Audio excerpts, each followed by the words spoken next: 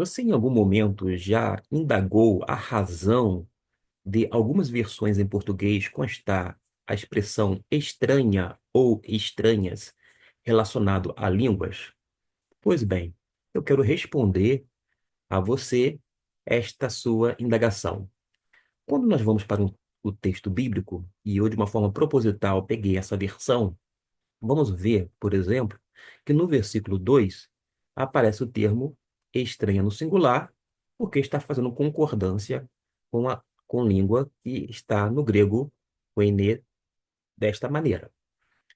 E no versículo 5, quando fala línguas, portanto no plural, vai aparecer o termo estranhas. Nas Bíblias antigas, quando fazia o emprego de estranhas, sempre se encontrava na forma itálica, que é aquela maneira inclinada e um pouquinho mais fina, para indicar que não fazia parte do manuscrito na língua original e queria, pelo menos, apresentar duas razões principais para que as pessoas entendessem. Pois bem, o uso do termo estranha, conforme está sendo destacado, em itálico ao lado da palavra línguas, como em 1 Coríntios 14, não era um erro, mas uma decisão editorial com objetivos específicos. Mas por que o itálico?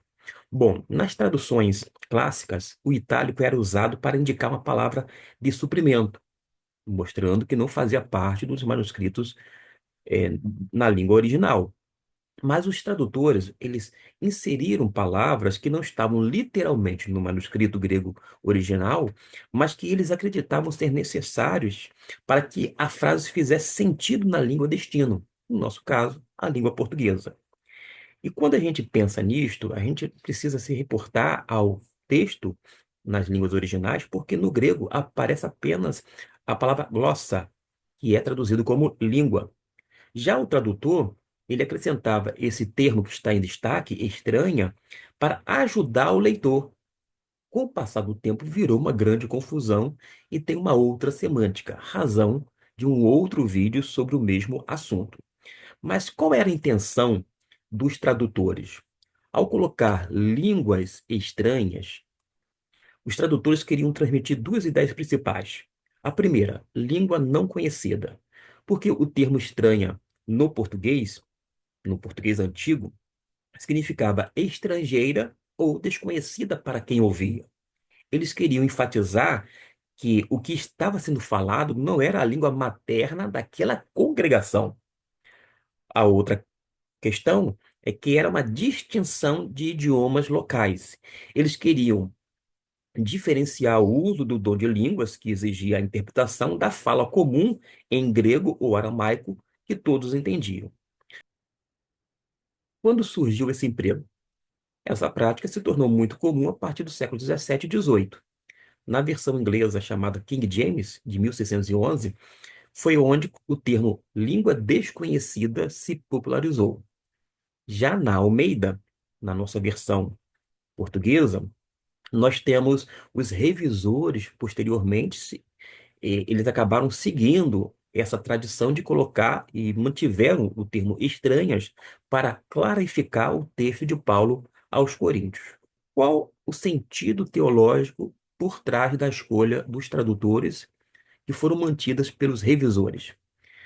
Bom, os tradutores daquela época, a maioria era de teologia reformada ou protestante clássica, queriam informar ao leitor que, primeiro, o fenômeno era um idioma.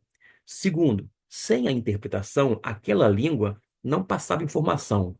Por isso, a necessidade do adjetivo para alertar sobre a estranheza do som para os ouvintes locais. Mas por que algumas Bíblias modernas removeram o termo estranhas? Bom, a maioria das traduções, como a ARA, a NAA, a NVI, removeu os termos estranhos por quê? Primeiro, uma questão de fidelidade ao manuscrito na língua original. O grego diz apenas línguas. Adicionar estranhas é considerado uma interpretação e não uma tradução pura. Além do que, a mudança de significado. Hoje a palavra estranha pode soar com outro sentido. Outra coisa importante é você saber que quando os tradutores e, por sua vez, os revisores decidiram manter o termo estranhas, naquele período eles mantinham na forma itálica, ou seja, o adjetivo estranhas estava na forma inclinada e você percebia visualmente que era um pouquinho mais fina a letra, fazendo com que você batesse os olhos e identificasse, visse essa diferença. Acontece que com o tempo já não há mais essa distinção. Essa projeção, por exemplo, coloca línguas estranhas e dá a entender que faz parte do manuscrito, quando na verdade não procede tal coisa.